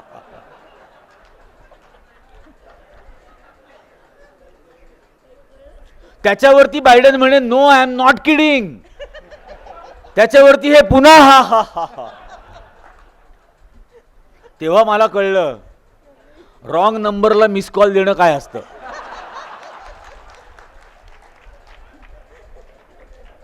बायडेननी कसा रॉंग नंबरला मिस कॉल दिला. आणि ही स्थिती आहे. आणि हे बोलणार आम्ही विश्वगुरू होतोय, आम्ही हे होणार, आम्ही ते होणार, अखंड भारत करणार. अबे तुझा परराष्ट्र मंत्री, तुझा संरक्षण मंत्री संसदेमध्ये गेल्या अधिवेशनात प्रश्नाला उत्तर देत असताना असं लिहून देतो की लद्दाखमधली 33,000 चौरस किलोमीटर जमीन चीननी ताब्यात घेतलेली आहे. कसला अखंड भारत करताय? आधी लद्दाख तर अखंड राहू द्या, आधी मणिपूर तर अखंड राहू द्या, तिथल्या अत्याचारांकडे बघा. पण त्या मणिपूरचं जंगलं, त्या मणिपूरच्या जंगलांमधली खनिज संपत्ती ही याच अदानी आणि अंबानीच्या घशात घालायची, पुन्हा कॉर्पोरेट मनुवादाचा फायदा करून द्यायचा. म्हणून हजारो लोक मेले तरी चालतील. मृतांच्या ढिगाऱ्यामधून ऊर्जा मिळवणारा पंतप्रधान आहे हा. 27 फेब्रुवारीला गोधरा झालं, 27 फेब्रुवारीला गोधरा झालं, 14 फेब्रुवारीला व्हॅलेंटाईन डेच्या दिवशी हे झालं आपलं पुलवामा. 27 फेब्रुवारीलाच यांनी बालाकोटवर हल्ला केला म्हणून सांगितलं. त्याच्यानंतर कुंभमेळ्यामधले बळी गेले, आता या कुंभमेळ्यात बळी गेले, कोविडमधले बळी गेले. मृतांच्या ढिगाऱ्यावरतीच राज्य करणारा मनुष्य आहे आणि तीच मानसिकता आहे. आणि म्हणून स्वतः कबूल करतो की मी अमानवी आहे. नॉन बायोलॉजिकलचा अर्थ दैवी असा नाही. नॉन बायोलॉजिकल म्हणजे अमानवी. हे अमानवी शक्ती आहे, ही अमानवी सत्ता आहे. आणि मनुवाद सुद्धा अमानवी आहे. आज यांची युती झालेली आहे, यांची गाठ झालेली आहे. येणाऱ्या काळात आपल्याला वाटेल ती किंमत द्यावी लागेल तरी चालेल. मी आत्ता ह्याच्या आधीच्या दोन्ही वेळा तेच सांगितलं. आणि आत्ता म्हणून सुरुवातीला मी सांगितलं, आता परत सांगतो, हे शेवटचं भाषण. यानंतर भाषण नाही, याच्यानंतर रस्त्यावरच काय वाटेल ते होईना. तुम्ही ज्या ज्या ठिकाणी अन्याय कराल त्या त्या ठिकाणी पोहोचू. ज्या ज्या ठिकाणी तुम्ही रोखाला पाहाल लोकांना त्या त्या ठिकाणी आम्ही तुम्हाला आडवे येऊ. आमच्याच वाडवडिलांनी शेवटी रक्त सांडलंय, स्वातंत्र्य मिळवलंय. आमच्याच वाडवडिलांनी माणसाला प्रेम करायला शिकवलंय. आमच्याच बापाने आम्हाला सांगितलं लोकशाही हा धर्म, संविधान हा धर्मग्रंथ, सत्याचा शोध हा जगण्याचा मार्ग आणि प्रेम करणं हीच पूजा. आयुष्य उधळून करू, माणसांवर प्रेम करू, आयुष्य उधळून टाकू. इथं द्वेषाला जागाच राहू देणार नाही. आणि हा मनुवाद तो कॉर्पोरेट्सच्या मार्फत, तो ज्युडिशियरीच्या मार्फत, तो माध्यमांच्या मार्फत, ज्या ज्या मार्फत तुम्हाला आणण्याचा प्रयत्न करायचा असेल तो प्रत्येक प्रयत्न आम्ही उधळून लावू. आणि हा विचार आहे, हा हे निरंजन नाही किंवा हे आम्ही इथं एका मंचावरती बसलेले सगळे समविचारी म्हणतो असं नाही. हे काय आहे मुद्दा, एक छोटी कविता मुद्दाम मी सांगतो. हे या येड्यांना कळत नाही. यांना वाटतं माझी ताई आत्ता गारगोटीला सभा होती कोल्हापूरमध्ये, मी तिथं गाडीतून उतरल्याबरोबर पोलीस 20-22 जण हजर, माझ्या हातात नोटीस, राजकीय पक्षावर टीका करायची नाही, राजकीय नेत्यावर टीका करायची नाही, भावना दुखवायच्या नाहीत, अटक करू. मी म्हटलं तुम्ही 20-22 जण आहेत, आतमध्ये या हॉलमध्ये रेकॉर्डिंग करा आणि बघा मी काय बेकायदेशीर बोलतो. मग आत गेल्यानंतर मी म्हटलं आपल्या टॅक्सच्या पैशांनी पगार मिळवून स्वतःचं पोट भरणारे एक खाकी वर्दीतले हे असं समजतात की निरंजन टकलेला त्याचं अभिव्यक्ती स्वातंत्र्य घाटावरच्या पंडितांनी लिहून दिलेलं आहे काय? माझं अभिव्यक्ती स्वातंत्र्य मला बाबासाहेबांनी दिलेल्या संविधानात मिळालेलं आहे. हे मोहताज नाहीये तुमचा, अजिबात मोहताज नाहीये. आणि का राजकीय नेत्यांवर टीका करू नको म्हटलं, कारण तुमचा गृहमंत्री त्याच्या बायकोच्या ऑर्केस्ट्राची तिकीट तुम्हाला विकायला लावतो म्हणून टीका नको करू. तो नागपूरचा गुरांचा डॉक्टर तो असं म्हणतो की राम मंदिराची प्राण प्रतिष्ठा झाली तो स्वातंत्र्य दिन. मग ते राम मंदिर इंग्रजांनी बांधून दिलं असं तरी चाललं असतं का तुला? इंग्रज निघून जाणं हे स्वातंत्र्य वाटत नाही. इंग्रज निघून गेल्यानंतर या देशातल्या स्वातंत्र्याने या देशाची लोकशाही निर्माण केली, या देशाचं संविधान निर्माण केलं, या देशाच्या संविधानाने या देशातल्या शेवटच्या माणसाला हक्क आणि अधिकार दिले. हे तुम्हाला स्वातंत्र्य मान्य नाहीये, ही खरी तुमची अडचण आहे आणि ही तुमच्या बुडाला लागलेली खरी आग आहे. तेव्हा त्यांना मी तिथं म्हटलं हिम्मत असेल ना तुमच्यात मला नोटीस देऊ नका, या नोटिसीचे भोळे करून मी तुमच्या तोंडावर फेकेन. हा आणि अटक करून म्हटलं कोणाला सांगता अटक करू? हा देश तुरुंगात जाऊन जाऊन स्वतंत्र झालाय, 10,000 वेळा तुरुंगात जायला तयार आहे. जे या देशाच्या स्वातंत्र्यासाठी, या माणसाच्या स्वातंत्र्यासाठी तुरुंगात कधी गेलेच नाहीत त्यांना तुरुंगाचं भय दाखवा. हे आम्हाला नका दाखवू. त्यांच्यातला कोणीच गेला नाही या देशाच्या स्वातंत्र्यासाठी बळी. हे आम्हाला आमच्या बापजाद्यांनी माणसावरती प्रेम करायला शिकवलं, आम्ही अतोनात प्रेम करू. हे जे स्त्री सन्मानाबद्दल बोलतो, आम्हाला माहिती आहे स्त्री सन्मान काय. हे तुमचं जे उपभोग्य वस्तू समजणारे पूर्वज आहेत ते नाही. त्या स्त्रीच्या आशा, आकांक्षा, अपेक्षा, महत्वाकांक्षा या सगळ्याचा सन्मान करायचा, तिचा होकार आदराने स्वीकारायचा, तिचा नकार नतमस्तक होऊन स्वीकारायचा. हे तिचं स्वातंत्र्य आणि हा तिचा सन्मान. प्राणपणाने या सन्मानासाठी आम्ही लढू. आणि हेच विचार आपल्या लोकशाहीला पण एक ठेवतील, आपल्या संविधानाला पण टिकवतील आणि आपल्याला सुद्धा माणूस म्हणून जगणं आपलं कायम ठेवतील. अन्यथा आपलं माणूस म्हणून असणंच यांना नकोस आहे. आणि म्हणून एकदम छोटी एक कविता. मैं कोई मुल्क नहीं हूं कि जला दोगे मुझे, मैं कोई दीवार नहीं कि गिरा दोगे मुझे, कोई सरहद भी नहीं कि मिटा दोगे, ये जो दुनिया का पूरा नक्शा मेज पर तुमने बिछा कर रखा है, इसमें कावाक लकीरों के सिवा और कुछ भी नहीं. तुम मुझे इसमें कहां ढूंढ रहे हो? मैं एक अरमान हूं दीवानों का, सख्त जा ख्वाब हूं कुचले हुए इंसानों का. लूट जब हद से सिवा होती है, जुल्म जब हद से गुजर जाता है, मैं अचानक किसी कोने में नजर आता हूं, किसी सीने से उभर आता हूं. आज से पहले भी तुमने मुझे देखा होगा, कभी मशरिक में, कभी मगरिब में, कभी शहरों में, कभी गांवों में, कभी बस्तियों में, कभी जंगल में. मेरी तारीख ही तारीख है, कोई ज्योग्राफिया नहीं. और तारीख भी ऐसी कि जो पढ़ा ही नहीं जा सकती, लेकिन फिर भी लोग छुप छुप कर पढ़ते हैं कि मैं गालिब कभी मगलूब हुआ, कातिलों को कभी सूली पे चढ़ाया मैंने, और कभी आप ही मसलूब हुआ। फर्क सिर्फ इतना है कि कातिल मर जाते हैं मेरे, मैं न मरता हूं न मर सकता हूं। तर हे जे मैं न मरता हूं न मर सकता हूं, हे ते संविधानाने दिलेले अधिकार आहेत, हे त्या संविधानाने दिलेले हक्क आहेत, या संविधानाने दिलेली कर्तव्य आहेत, आणि हे या आपल्या महापुरुषांनी आपल्याला शिकवलेलं माणूसपण आहे, जे कधीही मरू शकत नाही, यांनी कितीही प्रयत्न केले तरी मरू शकत नाही। आणि ते अबाधित ठेवायचं असेल तर आता हा विद्रोह आपल्याला रस्त्यावर आणायचा आहे। आणि खरोखर सांगतो, हे शेवटचं भाषण मी आता इथं मारून टाकलं तरी परवा नाही आहे। वाटेल ती किंमत चुकवायला लागेल आपल्याला। आपली पोरं बाळा जर सुरक्षित ठेवायची असतील, निर्भय ठेवायची असतील, तर हे करावंच लागेल। बाप जादे फार इस्टेटी प्रॉपर्टी बँक बॅलन्स जमवून जातात। आपल्या पोराबाळांच्या कर्तृत्वावर विश्वास ठेवा। त्यांच्यासाठी फक्त एक लोकशाही, धर्मनिरपेक्ष, जातनिरपेक्ष आणि निर्भय समाज एवढंच आपल्याला कमावता आलं तरी पण खूप झालं। आत्ताच्या या संमेलनाच्या दृष्टीने मला इथं बोलावलं, मला बोलू दिलं आणि इतका वेळ आपण सर्वांनी ऐकून घेतलं, याबद्दल आपल्या सर्वांचे अगदी मनपूर्वक आभार। जय हिंद, जय भीम, जय महाराष्ट्र।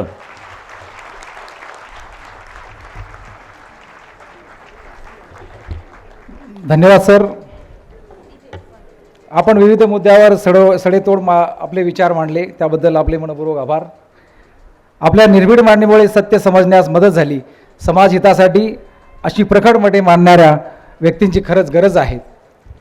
आणि आज आपण सांगितलं सर की हे माझं शेवटचं भाषण आहे आणि यापुढे आता रस्त्यावरची लढाई आम्ही लढणार आहोत। रस्त्यावर लढण्यासाठी आपण सगळे सज्ज व्हा आणि सरांचं आपण एकदा जोरदार टाळ्या वाजवून पुन्हा एकदा स्वागत करूया।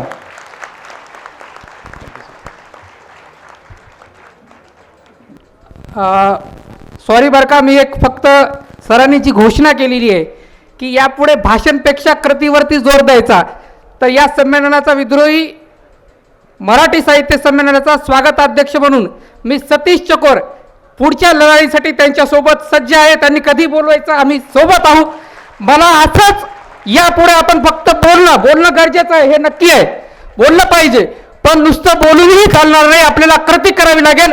जोपर्यंत कृती होऊ शकत नाही तोपर्यंत त्या शब्दांना किंमत राहत नाही। त्यामुळं टकले सर, मी सतीश चकोर पूर्ण वेळ आपल्यासोबत आहे। आपण जी ॲक्शन करायची आहे ती ठरवू आणि त्या दिशेनं सरकारच्या विरोधात, ज्या संविधान विरोधी सरकारच्या विरोधात जी भूमिका घ्यायची ती स्पष्टपणे भूमिका घेऊन या राज्याला आणि देशाला, आपल्या महाराष्ट्रातून एक वेगळी दिशा देण्याचा प्रयत्न करू, असं मी ठामपणे सांगतो। धन्यवाद। धन्यवाद चकोर सर। त्याचनंतर आजच्या या सत्राचे सन्माननीय अध्यक्ष माजी न्यायाधीश DR शेळके सरांना मी अशी विनंती करतो की त्यांनी अध्यक्ष समारोप करावा। विद्रोही संमेलनाच्या राज्याध्यक्ष प्रतिमा परदेशी,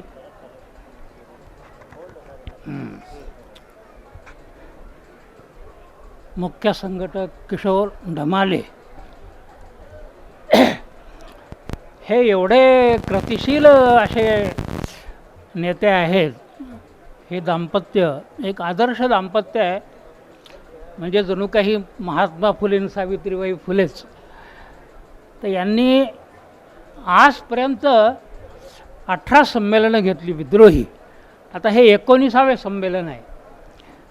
टकले सर खूप परखड बोलले, निर्भीड बोलले, अगदी युनोच्या समोर जाऊन सुद्धा ते बोललेले आहेत।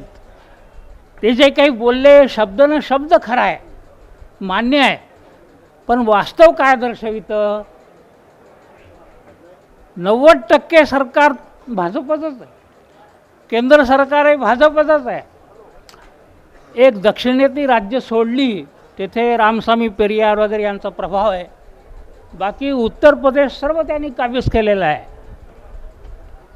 प्रज्ञा साध्वी, अहो ती बॉम्बस्फोट खटल्यात आरोपी आहे, तिच्यावर खटला चालू आहे, तिला कोर्टाने सहानुभूती म्हणून एक जामीन दिला, जामीन दिल्याबरोबर या नरेंद्र मोदींनी तिला तिकीट दिलं मध्य प्रदेशमध्ये, आणि आश्चर्य म्हणजे ती निवडून आली खासदार. आता तिच्या मेंदूवर परिणाम वगैरे झालेला आहे, ते सोडून द्या. माझा प्रश्न असा आहे टकले सर, $1,000,000 क्वेश्चन ज्याला म्हणतात, यक्ष प्रश्न. तुम्ही म्हणता सर्व खरं आहे हो, पण लोक त्यांना मतदान का करतात हा प्रश्न आहे. सांगितल्याप्रमाणे इथं त्यांचं 90% राज्य महाराष्ट्रात त्यांचं आहे, वर आहे. आता ते अखिल भारतीय मराठी साहित्य संमेलन दिल्लीला झालं बरं का, तिथे नरेंद्र मोदी उद्घाटक होते.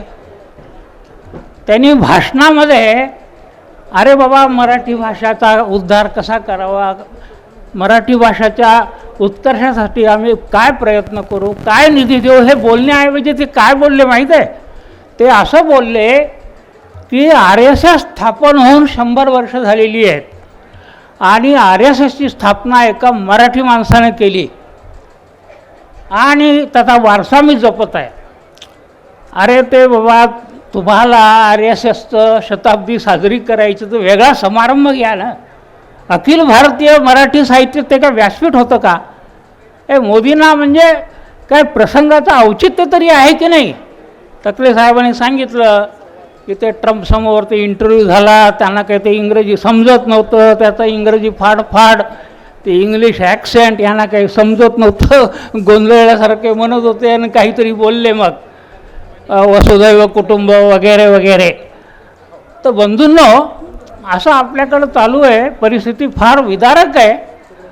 आणि आता आपले कमल भारती आपले उद्घाटक झालेले आहेत, अशोक राणा प्रज्ञावंत आहेत, मुलाटे सर मागचे माजी संमेलनाध्यक्ष, अनेक इथं दिग्गज आहेत, साहित्यिक आहेत, मान्यवर आहेत, रसिक आहेत.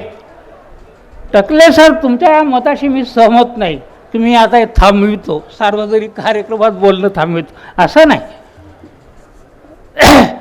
तुमच्यासारखंच महात्मा गांधीने ठरवलं असतं, नेहरूने ठरवलं, स्वातंत्र्य मिळालं असतं का? तुम्ही फरडे वक्ते आहात, निर्भीड आहात, छान मांडणी करता, भाषणाबरोबरच कृती हे सुद्धा आवश्यक आहे. आणि त्यामुळे आपण कृपा करून भाषणं बंद करू नका, चळवळी चालू ठेवा, रस्त्यावरच्या आंदोलन ती चालू ठेवलीच पाहिजेत आपण, प्रश्नच नाही. परंतु तुमच्यासारख्या वक्त्यांची फार गरज आहे हो भारताला. तुमच्यासारखे 100 वक्ते जर निर्माण झाले, हा मोदी पळून जाईल बघा तुम्ही, मी तुम्हाला स्पष्ट सांगतो. त्यामुळे कृपा करून आपण कुठेही यापुढे अशी घोषणा करू नका की मी बंद करणार आहे भाषण देणं वगैरे, असं नाही. भाषण चालूच ठेवलं पाहिजे आणि जनतेने कृतिनिष्ठ व्हावं. महात्मा फुले, शाहू, आंबेडकर, इतर महामानवांचे विचार अनुपालन करावं, कृतिनिष्ठ व्हावं. म्हणून तर प्रतिमा परदेशी आणि किशोर ढमाले प्रयत्न करत आहेत. आता हे 18 संमेलनं त्यांनी घेतली आणि संमेलनाला भरपूर प्रतिसाद मिळतो आहे. परवा अंडरग्राऊंड शिवाजी झाला, अहो सभागृह भरलेलं होतं, शेवटपर्यंत लोक गेलेले नाहीत. आणि 2 महिन्यापासून ते अविरत परिश्रम घेत आहेत. अनेक बैठकावर बैठका घेतल्या, निधी संकलन आहे, अनेक त्यांना म्हणजे अडचणीशी सामना करावा लागला, परंतु हे संमेलन त्यांनी यशस्वीपणे करून दाखवलेलं आहे. आणि तिथे आपण इथं आलेला आहात. आता खरं म्हणलं हा जो विषय आहे, संविधान आणि लोकशाहीला कॉर्पोरेट मनोवाद्यांचे आव्हान, टकले सरांनी या संबंधात उत्तम मांडणी केलेली आहे. त्यात अध्यक्ष म्हणून मी थोडा बहुत भर टाकण्याचा प्रयत्न करतो. म्हणून सामाजिक आर्थिक विषमतेचे झर ओकणारी मनुस्मृती लिहिली आणि त्यामुळेच बाबासाहेब आंबेडकरांनी ती मनुस्मृतीचं दहन केलेलं आहे, आपणा सर्वांना माहीत आहे. परंतु आज तो मनू अनेक स्वरूपात उपस्थित आहे. प्राध्यापकाच्या निवडीसाठी लाखो रुपये घेणारे मनूच आहेत. आता आकडेवारी अशी सांगते की 40% लोकांकडे भारताची संपत्ती आहे. हा मुकेश अंबानी 10वा म्हणजे तो श्रीमंत यादीमध्ये आहे. तो अदानी तसाच आहे. आणि यांच्यावरच सरकारचं लक्ष आहे. अहो, सामान्य माणसाने ज्याचा अनुभव मी घेतलेला आहे, बँकेतून थोडं कर्ज घेतलं, एक जरी हप्ता चुकला की बँकेची त्या ऋणकोला नोटीस येते, जामीनदाराला नोटीस जाते, अशी परिस्थिती आहे. आणि आपण काय बघतो, ह्या मोठमोठ्या कॉर्पोरेट संस्था करोडो रुपयाचं कर्ज, लाखोचं कर्ज ते माफ करतात. कसं काय माफ करतात आश्चर्यच आहे. साध्या माणसाचं ते माफ करत नाहीत, पण कॉर्पोरेट संस्थांचं ते कर्ज माफ करत आहेत. तर ही फार वाईट परिस्थिती आहे. आणि हे आता मोदींनी हे मोफत रेशन हे सुरू केलेलं आहे. 80 कोटी लोकांना ते मोफत रेशन देतात. लोकही उपयोग त्याचा करून घेतात. परंतु याचा अर्थ काय होतो? याचा अर्थ असा होतो की 80 कोटी लोक दारिद्र्य रेषेखाली आहेत. स्वातंत्र्य मिळून आपला 75 वर्ष झालेली आहेत आणि ही परिस्थिती आहे. आणि मग परवा सर्वोच्च न्यायालय म्हणतो, अहो निवडणुका आल्या की तुम्ही असं जाहीर करता, मोफत रेशन, लाडकी बहीण, काय चाललेलं आहे हे? परवा सुप्रीम कोर्टाने हे सांगितलं. आणि ही लाडकी बहीण योजना, मोफत रेशन, पैशाचा वर्षाव, याच्यामुळे या निवडणुका जिंकल्या जात आहेत. हे आपण लक्षात घेतलं पाहिजे. बंधूंनो, आता तो विजय मल्ल्या करोडो रुपयाचा तो कर्जदार आहे, पळून गेला. नीरव मोदी तो सुद्धा, म्हणजे जाताना त्यांनी काही कोटी रुपयाचा भाजपला चेक दिलेला आहे. ते वस्तुस्थिती आहे, फेसबुकवर तो चेक दाखवला जातो. तो पळून गेला यांच्याच आशीर्वादाने. आणि आता ते हे लोक विलासी जीवन जगत आहेत. यांच्याविरुद्ध तुम्ही काय कारवाई करता? म्हणजे हे कॉर्पोरेट संस्था काय करत आहेत? नफा वाढवत आहेत, पण जॉबलेस ग्रोथ. अध्यक्षांना थोडं तुम्ही वेळ दिला पाहिजे मॅडम. असं कसं? हां, ठीक आहे. हां, ठीक आहे, ठीक आहे. मग अध्यक्षच निघू नका ना. असं कसं? अध्यक्षाला वेळ दिला पाहिजे तुम्ही. बरं, दुसरं असं, तर हे सांगायचा अर्थ, ह्या ज्या कॉर्पोरेट संस्था ज्या आहेत ह्या नफा कमवतात, जॉबलेस ग्रोथ, आणि अनेक वेळा नोकर कपात करतात, शेकडो कर्मचाऱ्यांना ते कमी करतात. हे सगळं चालू आहे ह्या कॉर्पोरेट संस्थाकडून. आणि यांना शासन जमीन देतं, संसाधनं उपलब्ध करून देतं, आणि त्या आधारे या संस्था वाढतात. इन रिटर्न ते काय समाजाला देतात? चॅरिटी म्हणून, किंवा कोणाला सामाजिक संघटना, सामाजिक बांधिलकीपोटी काही पैसे देतात का? हे सुद्धा महत्त्वाचं आहे.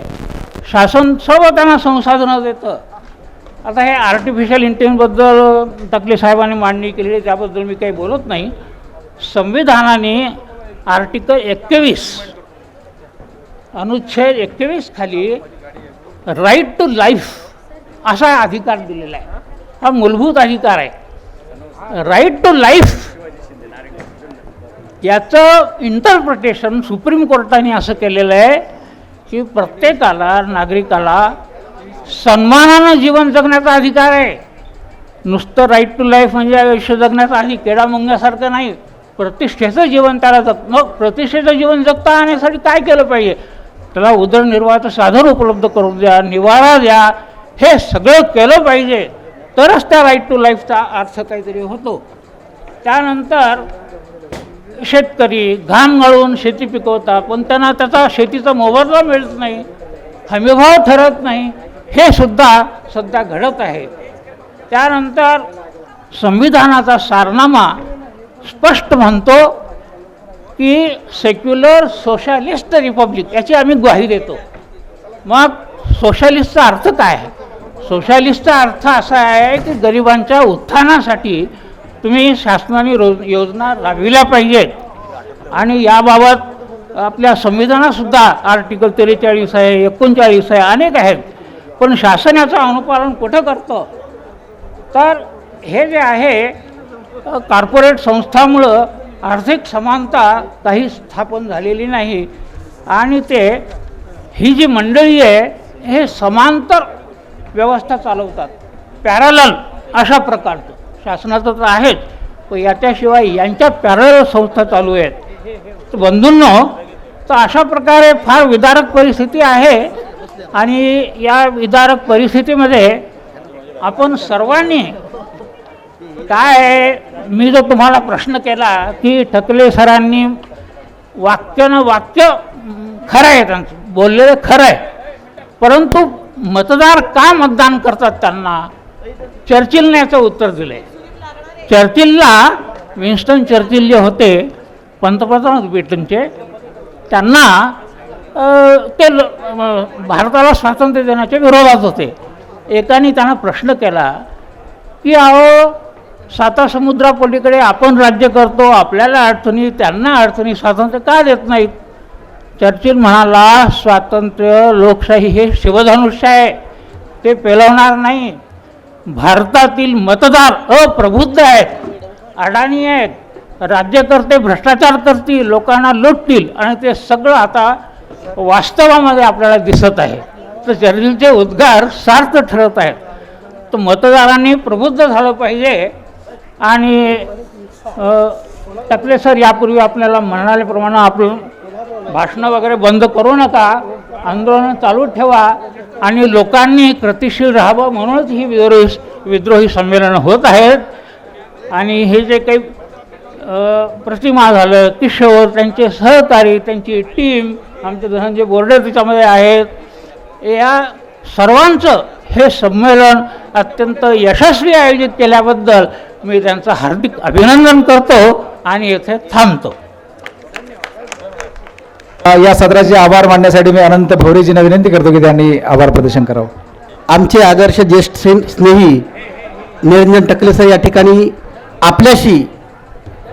आपल्याशी जे संवाद साधलेला आहे, त्याचं मुख्य कारण हे की आमच्या हृदयातील विवेक शक्ती मेलेली आहे, तिला पुन्हा जागृत करण्यासाठी जे त्यांनी निर्णय घेतला की मी भाषण करणार नाही यापुढं, त्या कृतीतून सिद्ध करणार आहेत. म्हणजे खरोखर महात्मा फुलेंचा कर्तृसुधारकपणाचा आदर्श त्यांनी जपण्याचा निर्णय घेतलेला आहे. तो अत्यंत स्तुत्य आहे, कारण आपण रस्त्यावर त्यांच्यासोबत उतरल्याशिवाय ते शक्य नाही.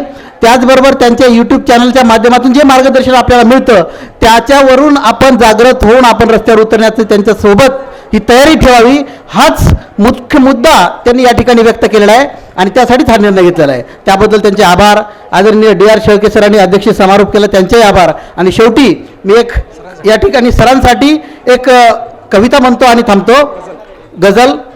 बोल की लब आजाद है तेरे, बोल की लब आजाद है तेरे, बोल जमा अब तक तेरी है, तेरा सुतवा जिस्म है तेरा, तेरा सुतवा जिस्म है तेरा, बोल की जा अब तक तेरी है. देख की आहन पर, देख की आहन घर की दुर्कों में, तुंद है शोले सुर्ख है आहन, खुलने लगे कुपलों के दहाने, खुलने लगे कुपलों के दहाने, फैला हर एक जंजीर का दामन है. बोले थोड़ा वक्त बहुत है, बोले थोड़ा वक्त बहुत है, जिसमें वो जमा की मौत से पहले, बोल की सच जिंदा है अब तक, बोल की सच जिंदा है अब तक, बोल जो कुछ कहना है कह ले. फैज अहमद फैज. धन्यवाद.